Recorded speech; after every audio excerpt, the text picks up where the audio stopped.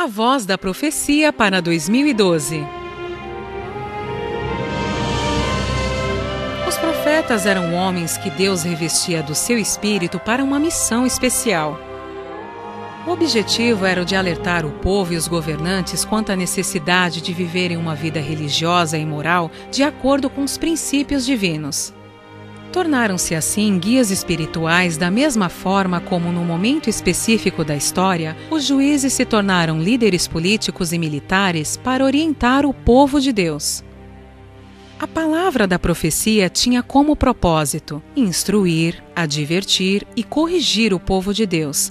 Apontava o pecado, chamava o arrependimento e revelava os propósitos de Deus para com a nação de Israel. Na Bíblia hebraica, os profetas menores constituem um volume só. Seu título é Os 12. São conhecidos como profetas menores os 12 últimos livros proféticos do Antigo Testamento. Eles são assim conhecidos pelo seu pequeno volume literário.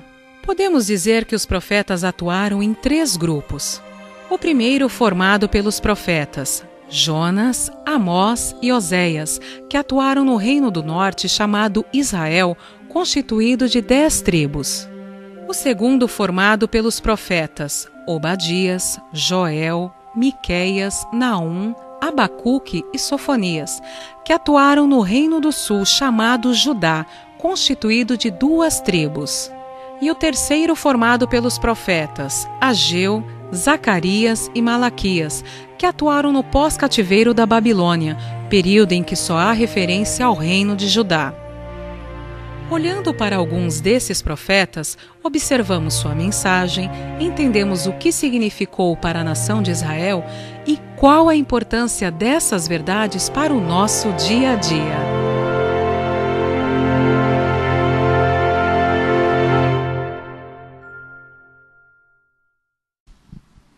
Saúdo a Igreja Batista da Borda do Campo com a graça e a paz do nosso Senhor Jesus Cristo. Estamos completando hoje 6 meses de caminhada com jovens. Tem sido um privilégio, uma bênção muito grande para nós. Tempo de discipulado, ensino da palavra, comunhão.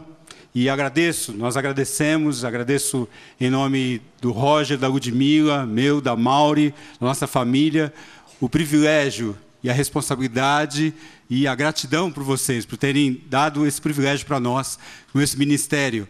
E falando nos jovens, quero aproveitar o gancho para trazer à igreja dados colhidos por um dos jornais de maior circulação aqui na cidade de São Paulo. Ele traz para nós as seguintes informações. Em 1980, o índice de mortes por homicídios na população do país entre os jovens era de 3,1 por 100 mil. Este índice saltou para 13,8 em 2010, representando um crescimento de 346,4%. Em 1980 ainda, os mortos por homicídio nessa faixa etária representavam 11% do total de casos de assassinato. 30 anos depois, esse percentual subiu para 43%. A pesquisa situa no tráfico de drogas o universo no qual a violência contra os jovens se manifesta mais agudo. O fato é que o Brasil é um dos campeões de violência contra seus jovens. O índice de 13 homicídios para cada 100 mil é o 4º maior entre 92 países analisados pela Organização Mundial da Saúde. Mesmo o Iraque, que vive uma sangrenta guerra interna, registra 5,6 mortos por homicídio por 100 mil jovens, em contraste com o Brasil, que registra 58,2 que morrem assassinados. Porém, a boa parte do problema é a naturalização da violência, em que a sociedade não apenas tolera a violência, mas, como uma parte dela, a considera necessária para punir os jovens que, de alguma maneira, se envolvem no crime. Com esses dados, eu peço que você, junto comigo, abra a sua Bíblia em Jonas 3, profeta Jonas, capítulo 3. Nós vamos ler os versículos 1 a 10. Jonas 3, versículos 1 a 10. Você pode acompanhar na sua Bíblia ou acompanhar o texto na própria tela. Capítulo 3, versículos 1 a 10 de Jonas. A palavra do Senhor diz o seguinte: veio a palavra do Senhor segunda vez a Jonas dizendo: dispõe-te, vai à grande cidade de Nínive e proclama contra ela a mensagem que eu te digo. Levantou-se, pois, Jonas e foi a Nínive, segundo a palavra do Senhor. Ora, Nínive era cidade muito importante diante de Deus, e de 3 dias para percorrê-la. Começou Jonas a percorrer a cidade, caminho de um dia, e pregava e dizia: ainda 40 dias e Nínive será subvertida. Os ninivitas creram em Deus e proclamaram um jejum, e vestiram-se de panos de saco, desde o maior até o menor. Chegou esta notícia ao rei de Nínive. Ele se levantou do seu trono, tirou de si as vestes reais, cobriu-se de pano de saco e assentou-se sobre cinza. E fez-se proclamar e divulgar em Nínive, por mandado do rei e seus grandes: nem homens, nem animais, nem bois, nem ovelhas provem coisa alguma, nem os levem ao pasto, nem bebam água, mas sejam cobertos de pano de saco, tanto os homens como os animais, e clamarão fortemente a Deus, e se converterão, cada um do seu mau caminho e da violência que há nas suas mãos. Quem sabe se voltará a Deus e se arrependerá e se apartará do furor da sua ira, de sorte que não pereçamos? Viu Deus o que fizeram, como se converteram do seu mau caminho, e Deus se arrependeu do mal que tinha dito lhes faria, e não o fez. Vamos orar? Senhor Deus, em nome de Jesus, ó Pai, nós estamos aqui na Tua presença, clamamos, Senhor Deus, que o Senhor fale ao nosso coração. Senhor, sonda o nosso coração. Ó Deus, investiga, ó Deus, esquadrinha o nosso coração, para que aquilo que atrapalha, aquilo que impede o nosso relacionamento com o Senhor possa ser tirado. Em nome de Jesus é que te pedimos e já te agradecemos. Amém. Jonas em pé. Essa é a realidade de todos nós. Um dia, você e eu, em meio a um perigo iminente, um perigo que estava às portas, uma catástrofe acontecendo na sua vida, na sua família, eu e você pudemos reconhecer que se não fosse a misericórdia de Deus sobre a nossa vida, nós não estaríamos, aliás, em pé, nós estaríamos sem a misericórdia de Deus. Jonas 3, nos versículos 1 a 2, nós já vemos que Deus se revela a Jonas e fala àquele profeta, fala o seguinte: proclama, Jonas, contra ela a mensagem que eu te digo. No capítulo 1, Jonas já havia recebido a ordem de Deus que ele deveria ir até a cidade de Nínive e proclamar aquela cidade que Deus havia já visto a maldade, a malícia que estava subindo até ele. O profeta Naum, no capítulo 3, nós reconhecemos que o profeta identifica a cidade de Nínive como uma cidade sangrenta, uma cidade que a violência imperava naquele local. Nada diferente de algum dos bairros, de algumas regiões da cidade de São Paulo ou do Grande ABC. Jonas, então, no capítulo 3, no versículo 3, Jonas, então, se dispõe a ir até Nínive. Nós vemos, então, que a palavra de Deus fala que esse Deus transcendente, esse Deus que criou todas as coisas, é o mesmo Deus imanente que se revela com as pessoas, se revela a Jonas e trata o coração de Jonas. Deus, então, julga o mal. Deus, então, ele é um Deus que criou todas as coisas, criou a terra, criou o mar, mas Deus também se importa e julga todo o mal que há sobre a terra. Então Jonas se dispõe, então, no versículo 3, fala assim o versículo 3, no capítulo 3. Levantou-se, pois, Jonas e foi a Nínive segundo a palavra do Senhor. Jonas, então, sai do seu comodismo. Jonas sai, então, ali e ele tem que se dispor. Ele obedece agora à voz do Senhor e vai até aquela cidade e prega contra a violência, contra a maldade que existia naquela cidade. Não mais com a sua justiça própria, não mais com a justiça do homem, mas ele reflete agora a justiça de Deus. A ira do homem não pode produzir a justiça de Deus. Então Jonas vai até aquela cidade e ataca o mal, fala contra o mal daquela cidade, mas de forma efetiva, mas de forma eficaz. De qual forma? Pregando a palavra de Deus. Quero destacar aqui a atuação da Igreja da Batista da Borda do Campo, com alguns ministérios, algumas pessoas que Deus tem levantado em nosso meio contra o mal, contra o foco da violência, contra o foco do crime. Menciono aqui Corsete Maria Isabel, com o trabalho Maria Isabel, que fundou o trabalho ali em Parelheiros, a igreja de Parelheiros, que esse mês a igreja comemora 8 anos de existência. Quero falar aqui sobre o Igor e a Renata, que com o ministério do Bola na Rede, tem trazido os rapazes aqui, os rapazes da Vila São Pedro, e tem pregado a palavra a esses rapazes. Quero falar aqui sobre o Seiji e a Cleide, com o trabalho no PEP, na Vila São Pedro, também cuidando de crianças que estão ali expostas ao crime, famílias, mães. Quero falar aqui sobre o Pedro Pimenta, que trabalhando na Vila São Pedro também tem se disposto, tem colocado a sua vida ali, obedecido ao chamado de Deus, pregando a palavra de Deus, forma eficaz contra o crime, contra a violência.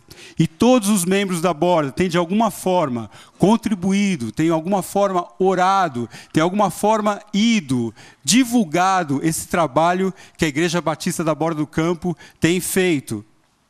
Nós vemos então, no capítulo 3 de Jonas, que o efeito da palavra de Deus, o efeito da proclamação da palavra de Deus, ela tem 3 efeitos. A primeira, fé.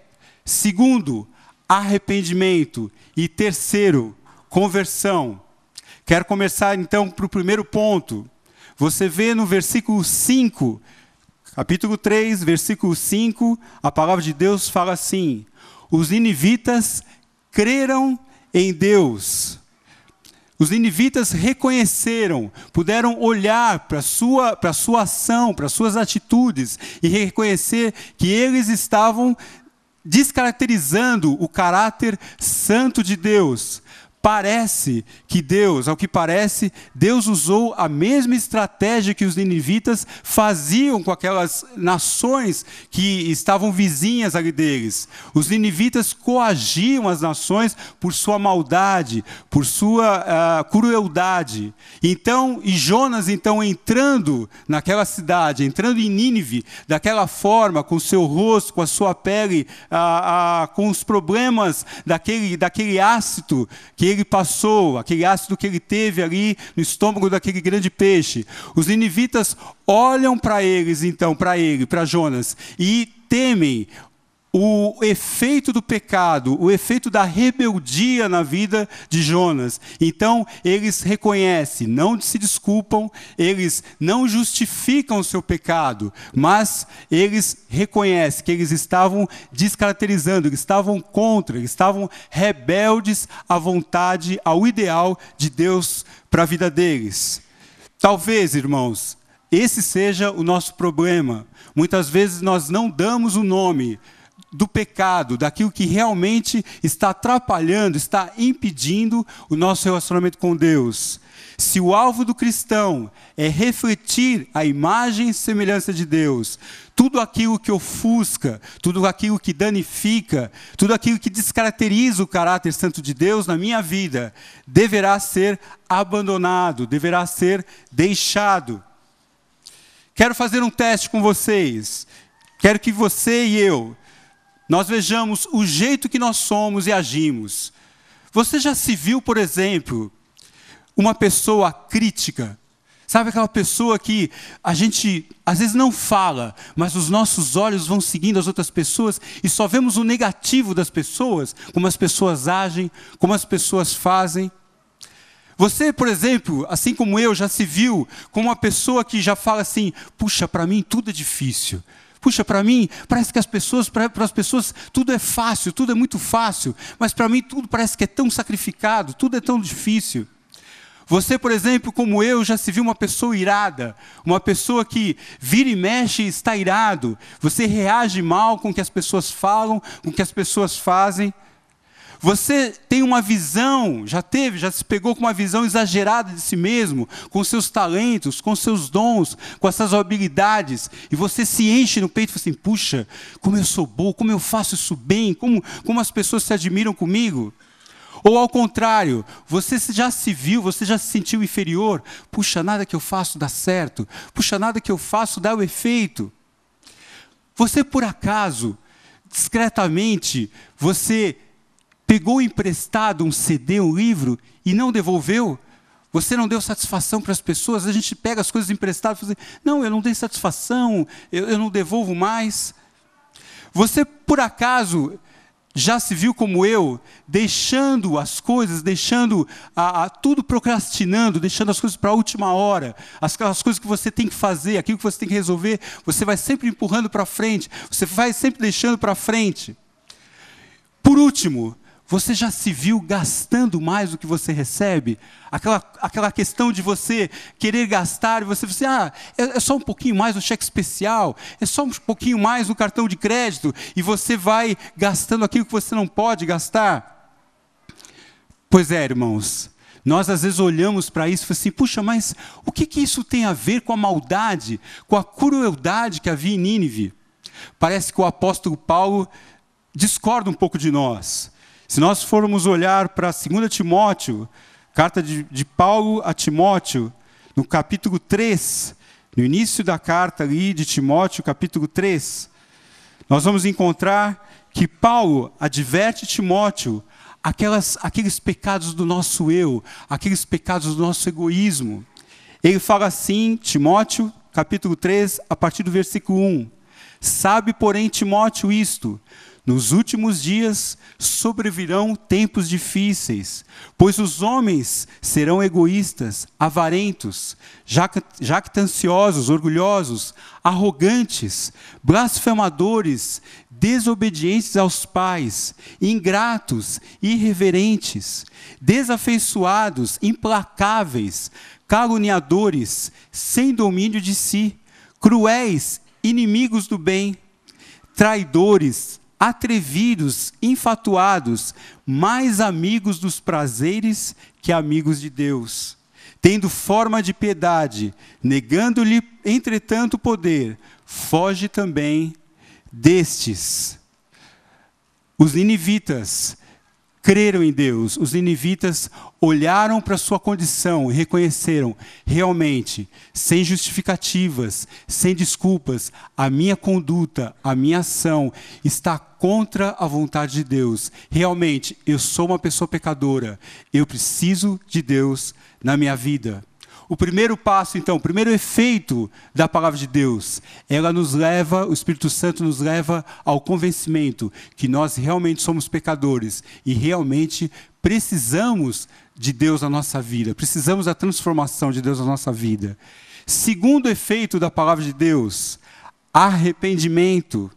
Você segue aí na sua Bíblia, aqui no capítulo 3, voltando a Jonas, capítulo 3, no versículo 5, Jonas 3, 5, na parte B do versículo 5. os ninivitas proclamaram um jejum e vestiram-se de panos de saco, desde o maior até o menor. O jejum, irmãos, era uma prática, era um procedimento que aparece por toda a Bíblia, Antigo Testamento, Novo Testamento. E nós vemos que essa prática era usada quando um perigo, uma tragédia estava às portas, um perigo iminente, um perigo que estava a acontecer, uma tragédia, então o jejum era usado. Qual era a função do jejum? O jejum era usado para que as pessoas pudessem identificar o que ou quem estava no controle da vida delas, o que ou quem estava atrapalhando o relacionamento delas com Deus. E eu olho para a nossa vida, irmãos, e vejo que para nós, como seria agradável, como seria edificante para a nossa vida, se nós como igreja, se nós como família, muitas vezes, ao invés de encobrir, ao invés de mascarar o nosso pecado, nós pudéssemos sentar como família, por exemplo, e juntos orarmos, juntos buscarmos a Deus, juntos reconhecermos as nossas falhas, os nossos pecados, pedindo perdão um ao outro e poder acertar a nossa vida com o Senhor. Outra característica do arrependimento. O arrependimento é o pensar diferente, é a metanoia, é o mudar de pensamento, é a tristeza profunda, é o arrependimento da tristeza profunda por aquilo que eu faço, por aquilo que eu desejo. É o querer não desejar aquilo que eu quero, é não desejar mais o que o meu eu deseja, mas querer desejar aquilo que Deus quer para a minha vida. Então, arrependimento, irmãos, é uma profunda tristeza. É o que Jesus ensinou no Sermão do Monte. Olha, bem-aventurados são aqueles que choram, porque serão consolados.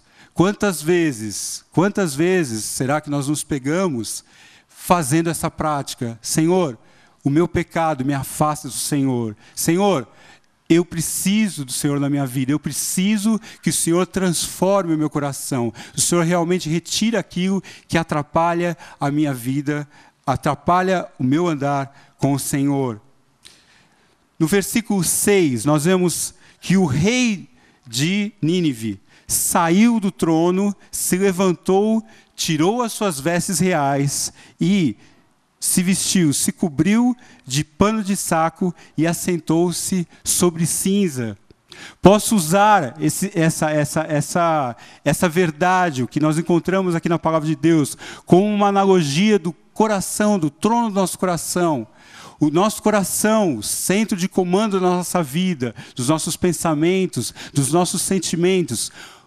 Quem ou que está no seu coração e no meu coração, assentado no trono do nosso coração, tomando as decisões do nosso coração.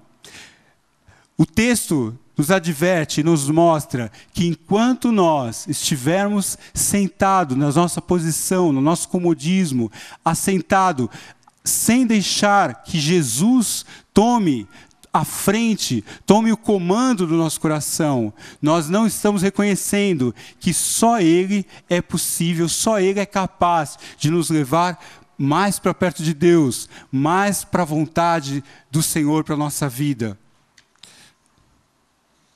Jonas 3, 7 e 8 nos lembra que eles proclamaram e divulgaram em Nínive, por mandato do rei e seus grandes, nem homens, nem animais, nem bois, nem ovelhas provem coisa alguma, nem os levem ao pasto, nem bebam água, mas sejam cobertos de pano de saco, tanto homens como os animais, e clamarão fortemente a Deus.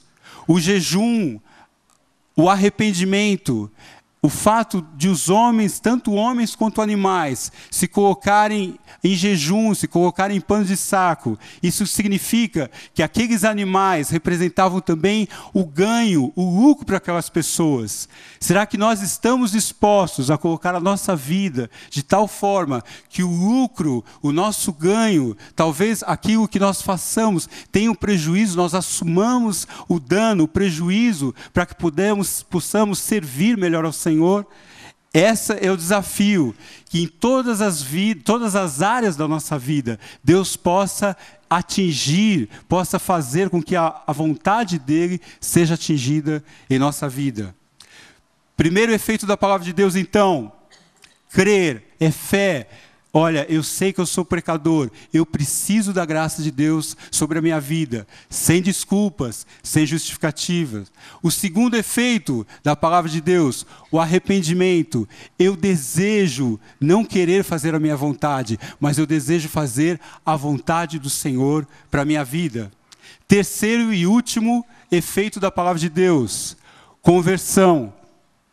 Nós vemos então que Jonas, e no capítulo 3, versículos 8 a 10, você pode acompanhar aí, que fala: e se converterão cada um do seu mau caminho e da violência que há nas suas mãos. Quem sabe Deus se voltará e se arrependerá e se apartará do furor da sua ira, de sorte que não pereçamos? Viu Deus o que fizeram, como se converteram do seu mau caminho. Deus se arrependeu do mal que tinha dito lhes faria e não o fez.